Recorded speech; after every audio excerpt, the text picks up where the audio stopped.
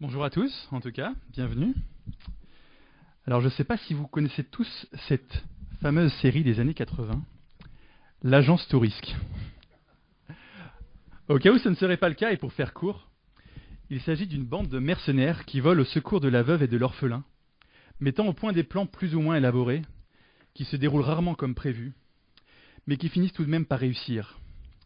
Et à la fin de chaque épisode, le chef du groupe, le colonel Hannibal Smith, prononce cette phrase célèbre, le plus souvent en mettant son cigare à la bouche. J'adore quand un plan se déroule sans accroc. Ça peut paraître étonnant comme parallèle. Nous sommes en effet en plein procès de Jésus. Il a été arrêté, frappé. Ses plus proches amis l'ont abandonné. Il sera bientôt condamné à la crucifixion. Mais pourtant, il n'y a pas un seul instant où cela ne se déroule pas exactement selon le plan divin, sans accroc. Lisons Jean 18, versets 28 à 40. De chez Caïphe, ils conduisirent Jésus au prétoire. C'était le matin. Ils n'entrèrent pas eux-mêmes dans le prétoire afin de ne pas se souiller et de pouvoir manger le repas de la Pâque. Pilate sortit donc à leur rencontre et dit : « De quoi accusez-vous cet homme » Ils lui répondirent : « Si ce n'était pas un malfaiteur, nous ne te l'aurions pas livré. » Sur quoi Pilate leur dit : « Prenez-le vous-même et jugez-le d'après votre loi. » Les Juifs lui dirent : « Nous n'avons pas le droit de mettre quelqu'un à mort. » C'était afin que s'accomplisse la parole que Jésus avait dite, pour indiquer de quelle mort il allait mourir. Pilate rentra dans le prétoire, appela Jésus et lui dit : « Es-tu le roi des Juifs » Jésus lui répondit : « Est-ce de toi-même que tu dis cela ? Ou d'autres te l'ont-ils dit de moi ?» Pilate répondit : « Suis-je un Juif, moi ? Ta nation et les chefs des prêtres t'ont livré à moi. Qu'as-tu fait » Jésus répondit : « Mon royaume n'est pas de ce monde. Si mon royaume était de ce monde, mes serviteurs auraient combattu pour moi, afin que je ne sois pas livré aux Juifs. Mais en réalité, mon royaume n'est pas d'ici-bas. » Pilate lui dit : « Tu es donc roi » Jésus répondit : « Tu le dis, je suis roi. Si je suis né, si je suis venu dans le monde, c'est pour rendre témoignage à la vérité. Toute personne qui est de la vérité écoute ma voix. » Pilate lui répliqua : « Qu'est-ce que la vérité ?» Sur ces mots, il sortit de nouveau à la rencontre des Juifs et leur dit : « Pour ma part, je ne trouve en lui aucun motif de le condamner. Mais comme c'est une coutume parmi vous que je vous relâche quelqu'un lors de la Pâque, voulez-vous que je vous relâche le roi des Juifs » Alors de nouveau, ils crièrent : « Non, pas lui, mais Barabbas. » Or Barabbas était un brigand. On va commencer par étudier un peu le procès public, ou plutôt devrions-nous dire le règlement de compte. En effet, ce n'était pas vraiment un procès. Le procès religieux, il avait déjà été fait, le verdict était prononcé. En Matthieu 26, 65, un évangile parallèle, il nous est dit : « Alors le grand prêtre déchira ses vêtements en disant : Il a blasphémé, qu'avons-nous encore besoin de témoins ? Vous venez d'entendre son blasphème. Qu'en pensez-vous ? » Ils répondirent : « Il mérite la mort. » Le procès avait déjà eu lieu. Mais alors pourquoi avait-il besoin des Romains ? Jésus n'avait pas été vraiment cool avec les responsables religieux. Il les avait traités de race de vipères. Il leur avait dit qu'ils avaient pour père le diable. Et on peut imaginer que pour des personnes qui se voulaient pures, qui se voulaient au-dessus de la masse, qui se voulaient un peu plus spirituelles, ça passait pas très bien. Ils avaient peut-être aussi peur pour leur pouvoir, pour leur autorité. En effet, si ce Jésus disait vrai, si les gens commençaient à le suivre, s'ils voyaient tous ces miracles, s'ils croyaient en ses paroles, leur autorité risquait d'en prendre un coup, ils risquaient de perdre de leur influence. Il y a peut-être aussi une banale histoire de vengeance. Ils en avaient marre que Jésus s'en prenne à eux et ils voulaient juste le faire taire. Ça peut nous faire penser aux pays totalitaires où, si vous avez un différend avec votre voisin, alors juste vous l'accusez, vous dites qu'il a fait quelque chose contre l'Empire et comme ça, vous en êtes débarrassé même si vous n'avez pas plus de preuves que ça. Verset 31, Pilate leur dit : « Prenez-le vous-même et jugez-le d'après votre loi. » Jugez-le selon votre loi. On ne sait pas trop pourquoi est-ce qu'il disait ça. Peut-être que Pilate pensait que les Juifs, ils ne voulaient pas forcément le mettre à mort, ils voulaient juste ouais, je sais pas, le violenter un peu, le fouetter, ou voilà, lui faire une petite sentence qui marque le coup. Il avait peut-être pas compris qu'il voulait le mettre à mort, et ce genre de petite sentence, ils pouvaient le faire eux-mêmes. Peut-être qu'en disant cela, Pilate, il leur donnait l'autorisation de le juger comme bon leur semblait. Peut-être qu'il leur donnait implicitement l'autorisation de le mettre à mort. Mais les Juifs répondent, nous n'avons pas le droit de mettre quelqu'un à mort. Et là encore, on ne sait pas trop sur quoi ils se basent pour dire ça.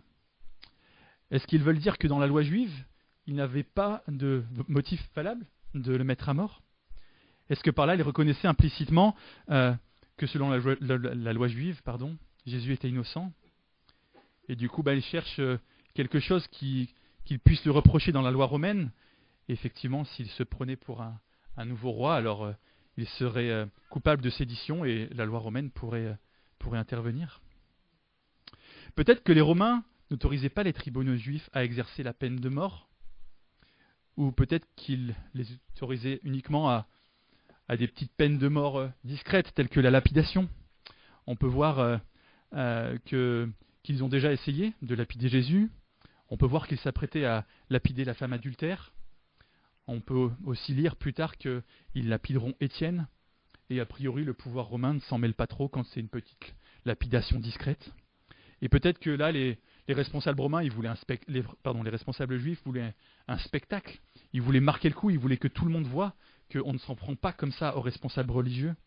Ils voulaient quelque chose de vraiment grand. Et effectivement, la crucifixion correspondait peut-être plus à leurs attentes. Les Juifs préféraient quelque chose de plus sordide, de plus violent. Et en plus, ça avait aussi l'avantage de reporter la responsabilité sur les Romains, parce qu'effectivement, il y avait beaucoup de Juifs qui suivaient Jésus, et s'ils avaient su que les responsables juifs l'avaient mis à mort, peut-être que ça aurait été compliqué par rapport à la foule. Mais là, si c'est les Romains, de toute façon, les Romains, on les aime déjà pas. Peut-être qu'il y avait un mélange de tout ça. Quoi qu'il en soit, les Juifs, ils ne veulent pas le faire eux-mêmes, ils ne veulent pas se salir, ils ne voudraient pas être impurs pour la Pâque qui approche. Et ils veulent quelque chose de spectaculaire pour Jésus, quelque chose qu'eux, ils n'ont pas les moyens de faire. Ensuite, il y a le chef d'accusation. C'est bien normal, on est dans un procès. Pilate commence donc par dire, verset 29, « De quoi accusez-vous cet homme ?» Et là, ils répondent, verset 30, « Si ce n'était pas un malfaiteur, nous ne te l'aurions pas livré. » Est-ce que ce n'est pas la plus nulle plaidoirie que vous n'ayez jamais entendue? Imaginez, vous êtes dans un tribunal et l'accusation vous fait cette accusation-là. Il est accusé, on est dans un tribunal, il y a des juges. Il est coupable, ça paraît évident. C'est quoi cette attaque? Les procès seraient plus courts. Ils ne seraient pas forcément plus justes, mais ils seraient plus courts. Il n'y aurait pas besoin de s'encombrer d'avocats ou de jurés. Si quelqu'un se présente en tant qu'accusé dans un tribunal, c'est qu'il est coupable. On va ensuite voir l'hypocrisie de ces responsables juifs. Verset 28, ils n'entrèrent pas eux-mêmes dans le prétoire, autrement dit dans la demeure de Pilate, afin de ne pas se souiller et de pouvoir manger le repas de la Pâque. En effet, la loi juive interdisait cela. On peut lire en Acte 10, verset 28, « Vous savez qu'il est interdit à un juif de se lier à un étranger ou d'entrer chez lui. » Effectivement, s'ils étaient entrés chez Pilate, ils auraient été impurs, ils n'auraient pas pu manger la Pâque, ça aurait été triste quand même. Ce qu'ils n'avaient pas encore compris, c'était que Christ était la Pâque. On lit cela en 1 Corinthiens 5. Et on peut voir tout ce paradoxe et toute cette hypocrisie. Ils étaient inquiets pour ce petit détail de pureté rituelle, et ils étaient en train de transgresser une loi d'amour. Ils étaient en train d'accuser quelqu'un à tort et de le mettre à mort. On est bien loin des petits détails de la loi cérémonielle. Ils respectaient les petites lignes, mais ils étaient en train de mettre à mort un innocent. Ils ne respectaient même pas les lois fondamentales. En 1 Corinthiens 6, Paul nous dit, lorsque l'un d'entre vous a un litige avec un autre, comment ose-t-il demander justice devant les injustes et non devant les saints? Alors bien sûr, ce texte a été écrit plus tard, mais l'évidence était déjà vraie. Ils détestaient les Romains. Ils détestaient même ceux parmi eux qui osaient travailler pour les Romains. On pense aux collecteurs d'impôts.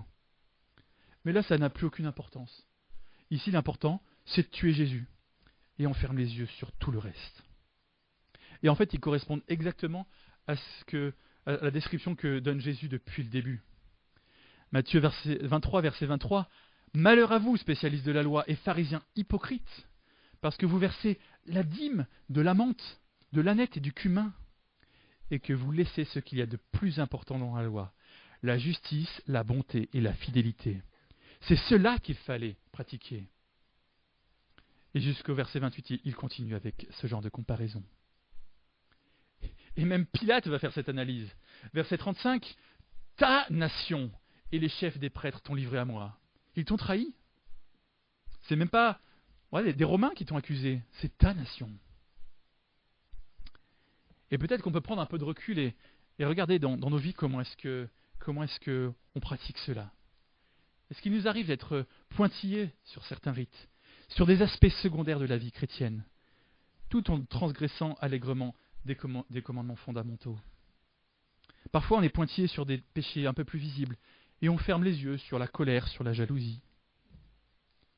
J'ai pu croiser certaines personnes qui étaient vraiment pointilleuses sur comment devait se passer la louange, sur comment l'esprit devait conduire certaines choses, sur comment est-ce qu'ils prenaient certaines décisions dans leur vie. Et à côté de ça, ils vivaient l'adultère en l'assumant parfaitement. Et souvent, on voit ce genre de paradoxe. Et on se dit, les Juifs, et nous? On pense à Matthieu 7, verset 3, « Pourquoi vois-tu la paille qui est dans l'œil de ton frère, et ne me remarques-tu pas la poutre qui est dans ton œil ?» Voilà, on a vu dans ce procès public, on a vu qu'il y avait un procès sans motif, on a vu de l'hypocrisie. Mais j'aimerais qu'on y voit aussi Dieu au contrôle. Qui est au contrôle? Est-ce que ce sont les Juifs? Ils ont de l'influence, mais ils n'ont pas tous les droits. Ils doivent faire attention à la foule, ils doivent faire attention au pouvoir romain. Est-ce que c'est Pilate? Est-ce que c'est Pilate qui est au contrôle? Pilate était gouverneur depuis 4 ans. Il était commandant par intérim de toutes les forces romaines de la région. Son rôle était de réprimer les rébellions et de maintenir l'ordre. Il est également juge en chef de toute la province. C'est pour ça qu'il a un rôle dans ce procès. Mais Pilate avait déjà commis quelques erreurs durant son mandat. Plusieurs fois, il avait fait des petites erreurs tactiques, il avait fait des choses à Jérusalem qui étaient considérées par un blasphème par les Juifs. Du coup, les Juifs se sont soulevés plusieurs fois. Et notamment, une fois, il avait fait une grosse erreur. Les Juifs en ont appelé à l'empereur Tibère. Et l'empereur Tibère a recadré Pilate. Donc Pilate doit faire attention. Il sait qu'il n'a pas tout pouvoir sur les Juifs, qu'il doit faire attention à leur influence. Il doit prendre garde à son poste, à ne pas décevoir ses supérieurs. Est-ce Dieu qui est au contrôle? Je le pense. Les Juifs lui dirent « Nous n'avons pas le droit de mettre quelqu'un à mort ». Ils montrent ainsi leur manque de contrôle. Et du coup, on sait ce qui va se passer. Si ce n'est pas eux qui le mettent à mort, alors ça doit être quelqu'un d'autre. Ce sera les Romains. Et les Romains, pour ce type de mise à mort, ils pratiquent la crucifixion. Et on se dit « Waouh, qu'est-ce qui arrive? Le Fils de Dieu va être crucifié, mais que fait Dieu ?» Mais verset 32, on peut lire « C'est afin que s'accomplisse la parole que Jésus avait dite pour indiquer de quelle mort il allait mourir. » Et on peut penser aux nombreuses fois où Jésus annonce sa mort. Par exemple, Matthieu 20, verset 17. Pendant qu'il montait à Jérusalem, Jésus prit à part les 12 disciples et leur dit en chemin, « Nous montons à Jérusalem, et le Fils de l'homme sera livré aux chefs des prêtres et aux spécialistes de la loi. Ils le condamneront à mort, ils le livreront aux non-juifs pour qu'ils se moquent de lui, le fouettent et le crucifient. Le 3e jour, il ressuscitera. » Et voilà, on peut voir ce moment tragique, ce moment difficile. On peut imaginer les disciples qui devaient être en train de prier. Il y avait de la foule qui attendait de l'autre côté du prétoire. On peut imaginer que certains des disciples de Jésus étaient là. Ils devaient prier de tout leur cœur, mais ils voyaient que ça tournait mal. Et verset 32, on lit « C'est afin que s'accomplisse la parole ». On pourrait aussi citer des prophéties de l'Ancien Testament pour montrer que non seulement Jésus l'avait prophétisé, mais ça fait longtemps que ces événements étaient prévus. Dieu a prévu en détail le déroulement de ces instants. Qui accuserait, qui livrerait, qui tuerait, jusqu'au moyen même de sa mise à mort. On va maintenant passer au procès privé. Alors, il n'y avait pas trop de motifs d'accusation, on a vu, mais il y avait quand même cette histoire de royauté. Jésus disait être roi. Pour les Juifs, ça voulait dire qu'il voulait être roi d'Israël. S'il était roi d'Israël, ça voulait dire qu'il était Dieu. S'il disait qu'il était Dieu, il blasphémait. Donc, il y avait quand même un souci avec ça. Et de l'autre côté, il y avait les Romains. Alors, les histoires de blasphème, ça leur passait bien loin. Mais par contre, s'il voulait être roi d'Israël, ça voulait dire qu'il demandait un certain pouvoir. Ça veut dire qu'il ne reconnaissait plus Hérode ou Tibère à l'époque. Ça voulait dire qu'ils étaient en train de monter une insurrection. Ça voulait dire que Jésus était une menace pour l'Empire. Et du coup, il y avait quand même quelque chose à éclaircir. Du côté des Juifs, on peut lire Luc 23, verset 2, et c'est comme ça qu'il le présente à Pilate. Ils se mirent à l'accuser, disant « Nous avons trouvé cet homme qui sème le désordre dans notre nation. Il empêche de payer les impôts à l'empereur. Et il se présente lui-même comme le Messie, le roi. » Là, il y avait quand même des arguments qui pouvaient inquiéter le gouvernement romain. Beaucoup d'Israélites suivaient Jésus comme le roi des Juifs. La loi romaine prévoyait que seul l'empereur avait le droit de diriger. Et si les Juifs se choisissaient un roi, ce serait un crime, une sédition, une trahison. Et probablement les Romains détruiraient le peuple d'Israël. C'est pourquoi Caïphe, en Jean 11, verset 50, nous dit « Il est dans votre intérêt qu'un seul homme meure pour le peuple et que la nation entière ne périsse pas. » Bien sûr, il y avait deux explications dans ce discours, et il y avait bien sûr une prophétie qui expliquait que Jésus allait mourir pour tous, mais plus largement que pour le peuple juif. Et donc, Pilate décide d'avoir un petit discours en tête-à-tête avec Jésus autour de la royauté. Verset 33, donc, Pilate entre dans le prétoire, il appelle Jésus et lui dit « Es-tu le roi des Juifs ?» On peut imaginer que Pilate, il avait quand même quelques informateurs. Il régnait sur une grande région, il devait faire en sorte que la paix y règne, et on peut imaginer que s'il y avait quelqu'un qui voulait renverser l'empereur, alors il devrait avoir quelques personnes à même de lui en faire part. Et en effet, on peut penser à Barabbas qui avait fait une tentative de sédition probablement et qui aurait voulu renverser le gouvernement romain. Il s'était retrouvé en prison. Et en tout cas, il y avait de nombreuses personnes qui avaient clamé la royauté de Christ et probablement, vu le tumulte que cela causait, il avait eu des retours. On peut penser à Jean 1, verset 49, où Nathanaël répondit « Maître, tu es le Fils de Dieu, tu es le roi d'Israël. » Et encore pire, en Jean 13, c'est une foule entière qui proclame « Hosanna, béni soit celui qui vient au nom du Seigneur, le roi d'Israël. » C'est pourquoi Pilate veut savoir « Es-tu le roi des Juifs ?» Alors, là encore, il y a plusieurs interprétations de sa question. Est-ce que c'est une moquerie ? Bon, Jésus n'était pas très en forme, il s'était déjà fait battre par certains Romains, il avait été malmené, accusé, traîné, ligoté. Effectivement, il ne devait pas présenter comme un roi. Peut-être qu'il y avait une moquerie là-dedans. Ou peut-être que juste Pilate avait peur de César s'il ne condamnait pas un prétendant au trône, s'il n'avait pas su arrêter un acte de rébellion. Bon, son poste pourrait être mis en jeu. Ou peut-être que c'était une vraie question. En tout cas, Jésus répondit « Mon royaume n'est pas de ce monde. Si mon royaume était de ce monde, mes serviteurs auraient combattu pour moi, afin que je ne sois pas livré aux Juifs. Mais en réalité, mon royaume n'est pas d'ici-bas. Son royaume n'est pas de ce monde. » C'est très différent de ce que tout le monde attendait de lui. D'un côté, il y avait les Juifs qui attendaient un chef de guerre, capable de les délivrer de l'oppresseur romain. En effet, on peut lire dans les prophéties, Joël 2, verset 11, « L'Éternel fait entendre sa voix à la tête de son armée, car son camp est immense, et celui qui accomplit sa parole est puissant. Oui, le jour de l'Éternel est grand, il est terrible, qui pourra le supporter ?» Et les Juifs attendaient ce roi, cet empereur, cette personne qui allait les mener à la victoire, à la guerre, un peu comme dans l'Ancien Testament. Jésus ne correspondait pas à cette attente. Et d'un autre côté, ça ne correspondait pas non plus à la conception de Pilate de la royauté. Jésus n'avait pas de garde prétorienne, il n'avait pas d'armée, il n'avait pas de revendication territoriale. D'un côté, ça avait l'air un peu ridicule, mais en tout cas, visiblement, ça ne présentait pas de danger pour l'Empire.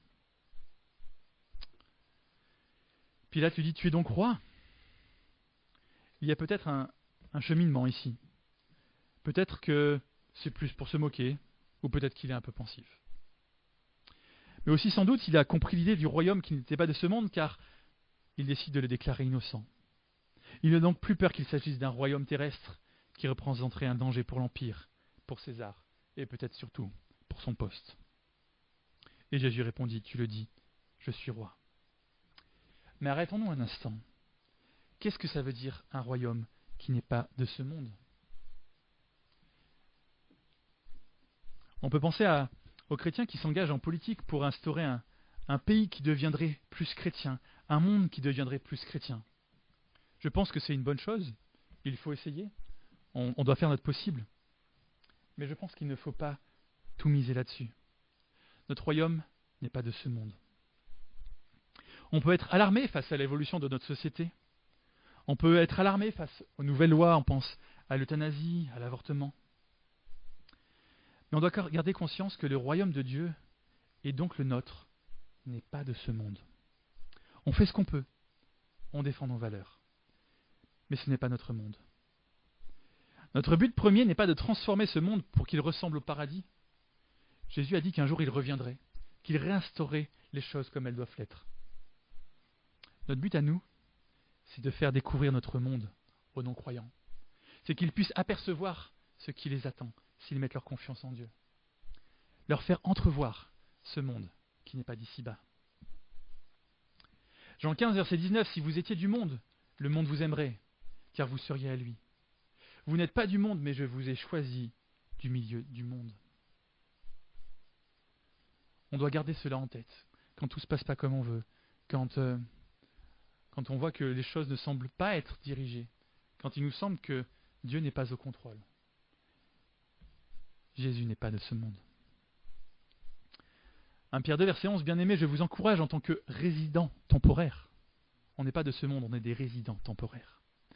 Étrangers sur la terre, à vous abstenir des désirs de notre nature propre. Et là encore, on peut relativiser nos conditions de vie, nos inquiétudes, notre santé, notre maison, notre voiture. Qu'est-ce qui ne va pas ? Qu'est-ce qu'on n'arrive pas à gérer, les tracas du quotidien. On doit garder conscience, et c'est pas toujours facile, c'est facile à le dire comme ça, mais des fois ça peut aider. De se dire, notre monde est ailleurs. Avoir conscience que notre royaume est ailleurs. On peut penser à Jean 14, verset 27, où Jésus nous dit, je vous laisse la paix, je vous donne ma paix. Je ne vous la donne pas comme le monde donne. Ce monde, il ne donne pas les choses comme ça. Et parfois, dans les difficultés, dans les épreuves, on a une paix surnaturelle. Les gens ne comprennent pas comment est-ce qu'on peut être en paix comme ça. C'est parce que cette paix, elle ne vient pas d'ici. Ensuite, il y a toute cette question autour de la vérité. Verset 37, si je suis né, si je suis venu dans le monde, c'est pour rendre témoignage à la vérité. Toute personne qui est de la vérité écoute ma voix. Et c'est beau parce que en plein milieu de tout ce procès truqué où les choses sont injustes, où Jésus ne semble pas avoir les forces de résister à ce qui lui tombe dessus, il est en train de nous présenter le plan complet de l'Évangile. Si je suis né, si je suis venu dans le monde, il nous présente l'incarnation. C'est pour rendre témoignage à la vérité. Il nous parle de son témoignage, de son ministère, de sa proclamation. Toute personne qui est de la vérité écoute ma voix. Il nous explique la conversion. Il nous explique comment faire de toutes les nations des disciples. Il nous explique comment son royaume, qui n'est pas de ce monde, va se répandre. Parce que toute personne qui est de la vérité écoute sa voix. Tout est dit. Jean 8, verset 31.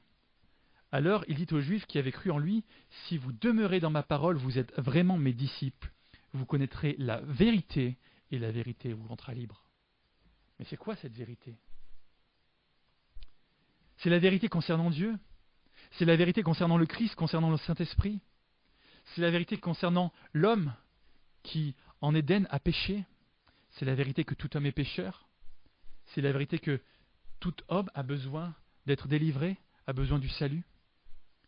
C'est la vérité que pour cela, le seul moyen, c'est que le Fils de Dieu meure sur une croix, qu'il prenne les péchés, qu'il ressuscite. C'est tout ça qui est contenu dans cette vérité. Et quiconque est de la vérité écoute sa voix. Autrement dit, quiconque écoute la vérité est un chrétien. Quiconque est la vérité devient chrétien. C'est comme cela qu'il étend son royaume. Indépendamment des dirigeants, indépendamment des pays, de qui gouverne, de qui a le pouvoir, de quelles sont les frontières, de qui a une armée, de quelle est la culture.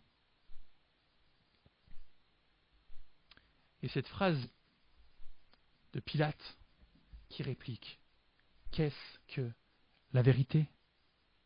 Est-ce que c'est une vraie question? Est-ce que c'est un début de recherche de la part de Pilate? Est-ce que c'est une exclamation? Est-ce qu'il est complètement désabusé? Est-ce que ce mot ne veut plus rien dire pour lui depuis longtemps? On peut imaginer que pour accéder au pouvoir dans un empire comme l'Empire romain, il a peut-être dû faire des choses pas très reluisantes. Qu'est-ce qu'il a dû faire pour obtenir ce poste? Qui il a dû tromper? À quel moment il a dû tricher? À quel moment il a dû soudoyer? À quel moment il a dû mentir, comploter, donner de fausses vérités? En tout cas, il ne semble pas attendre de réponse. Parce que, juste après, qu'est-ce que la vérité? Il nous est dit sur ces mots, il sortit de nouveau. Et cette question, qui était déjà vraie à l'époque romaine, est encore plus vraie, je pense, aujourd'hui. Les philosophes et les penseurs décrivent notre société comme une société post-vérité. J'aimerais juste vous lire quelques extraits de deux articles, un de Radio France de 2025. L'ère de la post-vérité a-t-elle envahi l'Europe? La post-vérité ne désigne pas seulement l'ère des fake news, mais un basculement plus profond. Celui d'une société où l'émotion prend le pas sur le raisonnement, où la croyance vaut plus que la preuve. Dans un univers façonné par les algorithmes, ce qui ne circule n'est pas le vrai, mais le vraisemblable. Le savoir devient une opinion parmi d'autres. Un article du Monde de 2016, les risques de la société post-vérité. Dans l'ère de l'information post-vérité, la vérité n'est plus toujours la valeur de base. Les faits ne sont plus fondamentaux. C'est comme ça que les philosophes et que les penseurs décrivent notre société actuelle. Qu'est-ce que la vérité? Qu'est-ce qui est bon pour moi? Chacun a sa vérité. Si ça te fait du bien de croire cela, alors crois-le. Quand on partage notre foi, certains disent « Ok, ça te fait du bien, alors garde-le pour toi, c'est bien. Mais moi, j'ai une autre vérité. » Comment peut-il y avoir de vérité? Ce n'est pas parce que quelque chose nous plaît que c'est la vérité. Il y a 2 semaines environ, on avait un petit stand au bord du chemin de Saint-Jacques-de-Compostelle et on partageait notre foi avec les passants. Et j'ai discuté avec une personne et voilà, on parlait de la création, de la terre, de son âge. Et au bout d'un moment, je lui dis, bon, on peut être en désaccord avec ça, mais l'important c'est de comprendre que l'homme a péché et qu'il a besoin de Jésus pour être libéré de cela. Et il m'a dit non, ça le péché, je ne peux pas. Je me suis libéré de cela, je n'y crois plus, et maintenant, je suis libéré de ça. Et je suis libre, je vais mieux. La Bible nous dit pourtant que c'est la vérité qui nous rendra libres. Ce n'est pas ce qui nous fait envie ou ce qui nous semble bon qui fait que l'on croit. On croit parce qu'on sait que c'est la vérité, on sait que c'est vraisemblable, on sait que c'est cohérent, on sait que c'est la parole de Dieu.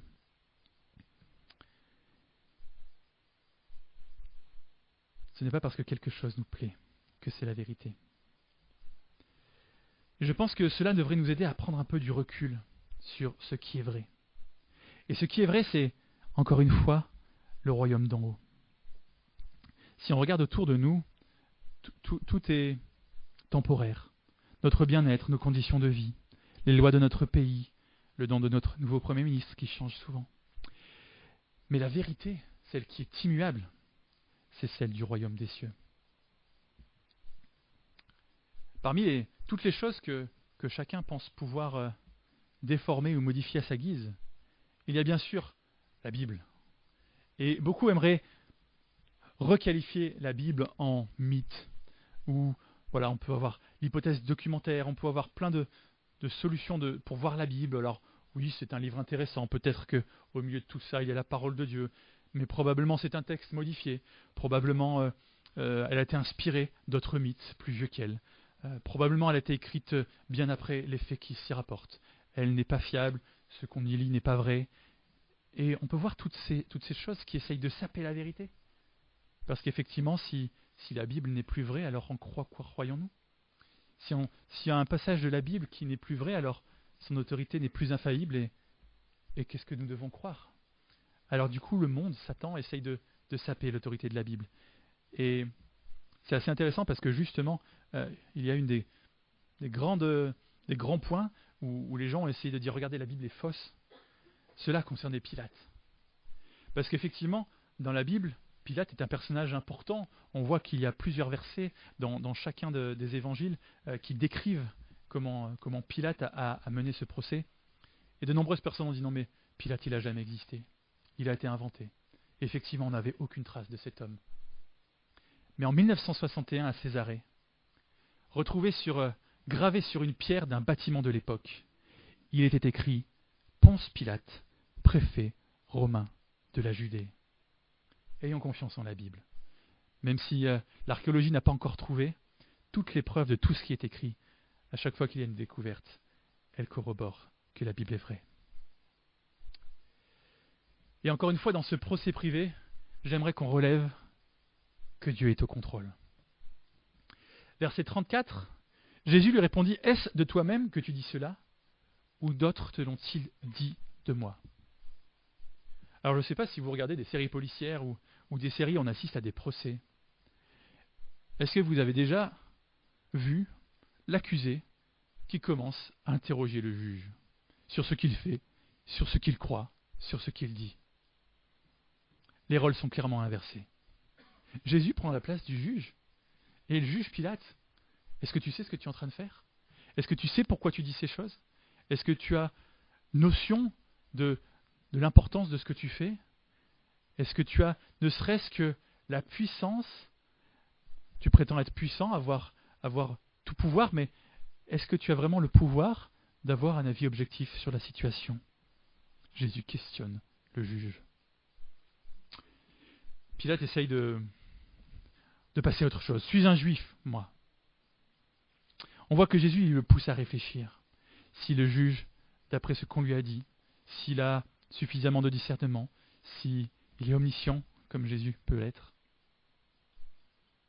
On peut voir ici encore des indices du contrôle de Jésus sur la situation. Et alerte spoiler pour la semaine prochaine, Jésus dira « Tu n'auras aucun pouvoir sur moi s'il ne t'avait pas été donné d'en haut. » On a vu qu'il y avait eu un procès. On a vu que face à cet échange qu'il y avait entre Jésus et Pilate, Pilate a trouvé que Jésus était innocent.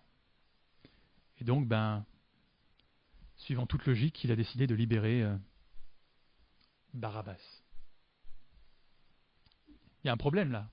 Il y a un problème dans le déroulement. Pilate, il a constaté que Jésus était innocent. Il a constaté qu'il n'avait rien de répréhensible. Et il veut le faire libérer usant du droit de grâce. Mais depuis quand on a besoin de gracier un innocent? S'il constate que Jésus était innocent, alors il suffisait de dire, voilà, Jésus est innocent, je le libère. Et puis bon, si vous voulez, on peut... C'est la Pâque, il y a la coutume, on peut libérer quelqu'un de coupable, mais pourquoi utiliser le droit de grâce pour Jésus qui venait de déclarer innocent? Peut-être que c'était un bon compromis. D'un point de vue, Jésus était déclaré coupable, et peut-être qu'avec un peu de chance, ça aurait contenté les responsables religieux. Ok, Jésus a été reconnu officiellement coupable, donc du coup, vous voyez, il faut arrêter de le suivre. Il faut nous suivre nous on est propre, on est pur, on est saint, on n'a pas fait de bêtises. Arrêtez de suivre cette personne qui a été tenue coupable. On peut imaginer bien sûr que cela aurait plu aux disciples et à la partie de la foule qui suivait encore Jésus. Et bien sûr, c'était bon pour Pilate parce que peut-être qu'il n'y aurait pas eu trop de tumulte, il n'aurait pas été jugé incapable par ses supérieurs et il aurait pu garder son poste.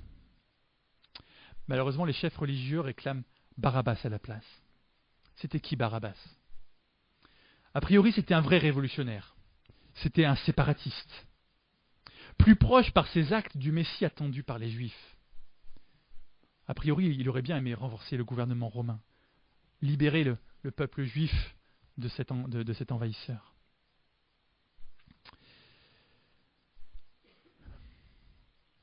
Mais c'est lui qui va être libéré.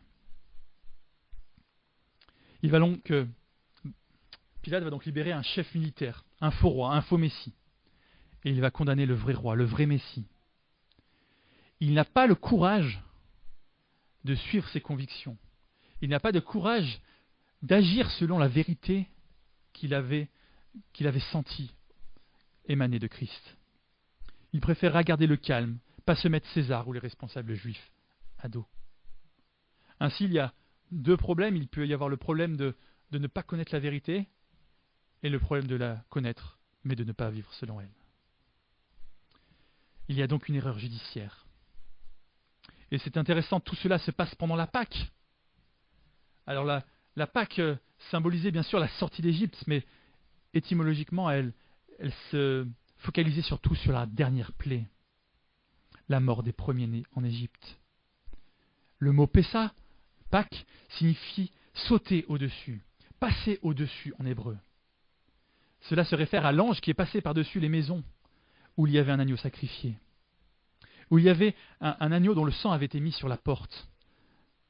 Que toutes les personnes qui avaient foi que ces préconisations étaient vraies, ils avaient mis le sang et l'ange passait au-dessus. C'était une histoire d'échange. Un échange entre cet agneau mort plutôt que les morts premiers de la famille. Et cela préfigurait bien sûr l'échange de Jésus, l'agneau parfait, à notre place. Et Pilate, il est perdu au milieu de tout ça. Et lui, juste, il voit un innocent, il veut le libérer, quelles que soient ses motivations. Mais ce n'était pas le plan de Dieu de libérer Jésus. C'est donc encore un échange. Barabbas est libéré, lui le brigand, le meurtrier. Et ce contraste, on voit qu'il a été décidé qu'un brigand serait libéré, un meurtrier serait libéré, plutôt que Jésus. C'est notre condition. On a été libéré du péché, et c'est Jésus qui est allé à notre place subir le châtiment. Le bandit représente une royauté de ce monde, et Jésus représente la royauté d'en haut, qui vient nous libérer. Et encore une fois, dans ces échanges, dans cette libération de Barabbas, plutôt que de celle de Jésus, on voit que Dieu est au contrôle. Les Juifs étaient l'autorité religieuse. Ils avaient l'influence sur le pouvoir romain, mais ils étaient soumis en dernier lieu et surtout leur pouvoir était temporaire. Aujourd'hui, si vous allez à Rome, je pense que le pouvoir des Juifs est très limité. On a Pilate qui était représentant de l'autorité romaine, mais en fait, il devait faire attention à sa réputation. Il devait faire attention à conserver la paix. Il devait faire attention à garder son poste. Et on peut voir tout au long de ce texte, il faisait des allers-retours. Parce que, déjà, vous vous rendez compte, il est sorti, les Juifs ne voulaient pas rentrer, alors lui, il s'est soumis aux Juifs et il allait dehors pour voir les Juifs. Et puis il allait dedans pour parler à Jésus, puis il allait dehors pour voir les Juifs. Est-ce que vous avez l'impression que c'est quelqu'un qui a autorité, qui décide qui vient le voir ou qui ne peut pas venir le voir? Non, c'est lui qui marche et qui fait les allers-retours. Lui, le gouverneur de Judée, il ne semble pas maître de tout ce qui se passe. Il n'est pas maître de son règne, qui peut tomber à n'importe quel moment. Et même le pouvoir militaire romain, qui à l'époque était symbole de pouvoir indéboulonnable, a fini par tomber. Et on a Jésus au milieu de tout ça qui semble être un objet qu'on trimballe, qu'on s'échange, qu'on se renvoie, dont la vie compte peu. Mais en fait, il est au cœur de ce passage. Il est le maître, il est souverain de ce qui se déroule. Il a le pouvoir absolu, celui qui vient d'en haut, et celui qui est éternel. Encore une fois, spoiler, on sait qu'il va ressusciter. On sait qu'il domine. Et on sait que l'autorité des Juifs et de Pilate viennent de lui. Et j'aimerais qu'on garde cette vérité dans notre cœur, que cela nous aide à garder confiance. Même quand les circonstances sont critiques, Dieu est au contrôle. Dans l'épreuve, dans la maladie, on ne comprend pas toujours le plan. Mais ayez foi, il se déroule selon les décrets divins. En conclusion, que pouvons-nous retenir de ce passage ? Tout d'abord, attention à l'hypocrisie. Attention à la façon dont on classe nos priorités. Attention à ne pas faire une fixette sur un type de péché ou sur un petit vernis d'apparence ou sur des rites cérémoniels, sur comment se passe la louange ou que sais-je encore, au point qu'on devienne aveugle aux manquements qu'on peut avoir dans notre vie, sur la sainteté de nos pensées par exemple. J'aimerais qu'on garde en tête la royauté de Jésus. Jésus est roi, ne l'oublions pas. Remémorons-nous cet attribut, gardons-le en tête. J'aimerais aussi qu'on garde en tête que le royaume de Dieu n'est pas de ce monde. On devrait prendre du recul sur ce monde d'ici-bas. Ne pas trop nous y attacher. Ne pas trop nous fatiguer à le changer. On peut essayer, mais à sa juste valeur. On doit garder les yeux vers le royaume des cieux. Essayons de le partager et de le montrer à ceux qui ne le connaissent pas encore. J'aimerais qu'on pense à la vérité. Jésus est le chemin, la vérité et la vie. Là encore un attribut important, qui doit être au centre de notre vie. On ne doit pas chercher la vérité ailleurs. Elle est dans la Bible, elle est dans la parole. On doit accorder à cette vérité tous nos espoirs et notre confiance. Dieu est au contrôle. C'est vraiment le cœur de ce message. Ayez la paix, quoi que vous traversiez, quoi qu'il nous attende. Les circonstances, la maladie, la guerre, les épreuves. Gardez en tête, le plan se déroule sans accroc. Je vous laisse juste 2 versets en Actes qui font un résumé de ce qu'on vient de partager. Actes 2, verset 23, cet homme vous a été livré suivant le projet défini et la préscience de Dieu. Vous l'avez arrêté, vous l'avez fait mourir sur une croix par l'intermédiaire d'hommes impies. Mais Dieu a brisé les liens de la mort. Il l'a ressuscité parce qu'il n'était pas possible qu'elle le retienne. Et Acte 4, verset 27, il est bien vrai qu'Hérode et Ponce Pilate se sont ligués dans cette ville, avec les nations et les peuples d'Israël, contre ton saint serviteur Jésus, que tu as consacré par onction. Ils ont accompli tout ce que ta main et ta volonté avaient décidé d'avance. Bon dimanche.